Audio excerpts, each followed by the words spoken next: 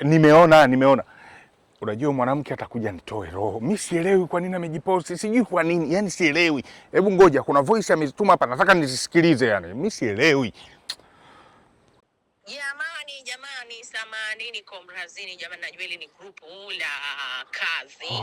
But anyway, nitakuwa short and clear. Jamani, humu ndani kwenye kazi kama hamfanyi kazi zenu jamani, mnaangalia wanaume za watu mnawatolea macho. I don't like. Mimi ndo kama Mapapa Kome, one and only. Naombeni kila mtu afanye kazi jamani, sio kuangalia macho ya watu. Hii ndo sauti ya mkewe Baba Pakome. Mwanamke atanitoa roho.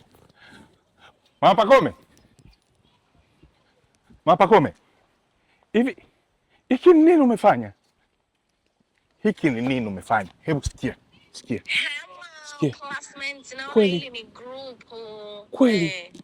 Group la primary mwaka 2017. Jamani, kama mnavyojua mtu kaoa, kama alikuwa hajawaambia ndo kanioa, mimi ndo mkewe, naitwa Mama Pakome aka mimi jamani. Kwa hiyo kama kuna maclassmates wenzenu mmebaki huko jamani, mnamkodolea macho huyu baba. No. Mama Pakome, one and only. Peace out. Period. Kumbe limeongea vizuri. Ni group life 2017. 17 huko 7. Mama Pakome. Yeah. Unataka nende jela au mochari? For what? Hivi utumbo unaonifanyia unaona ni sawa? Utumbo gani sijaelewa.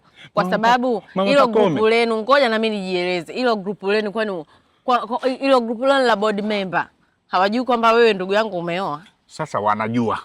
We kipi kilichokusibu, kipi kilichokuwasha mpaka uende uingie ndani uanze kujitangaza utume ma voice note kama haya? Watu wanajiheshimu, board members. Of course. Alafu unaingia unawaambia sijui wanamkodolea mwanamume wako macho sijui vitu gani. My signature in case labda wanasahau kwamba umeoa, una mke, I'm the wife and I don't give a damn. Kama mimi ni mkeo, just make my presence like yo. Sijaona kitu kipya. Na nimejipost status nikasema one and only. Kama kuna another sema, kama mimi ni wa 7 wa 8 sema, mimi nitajipost tutasema mimi ndo mke wake wa 8. Lakini nimuone huyo wa kwanza. Hapa kama unanikosea. Mimi sijakosea jamani. Unanikosea sana. Hii si sawa. Ni. Sikiliza.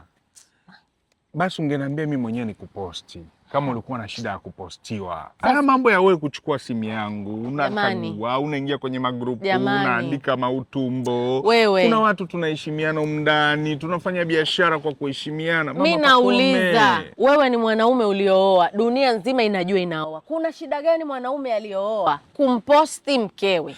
Kama wewe ngoja nikwambie, nimeona huniposti. Sasa nikaona you are forgetting me, so nikaamua kujiposti like reminding you nipo. So sioni tatizo wewe kumposti mkeo. It's normal. Very normal. Normal. Wewe tu badilisha password. Niko na wewe. Simu yako nitashika. If you wanna touch mine. Yangu hayana mambo mengi. Lakini toa yako tuishike. Dunia itasimama.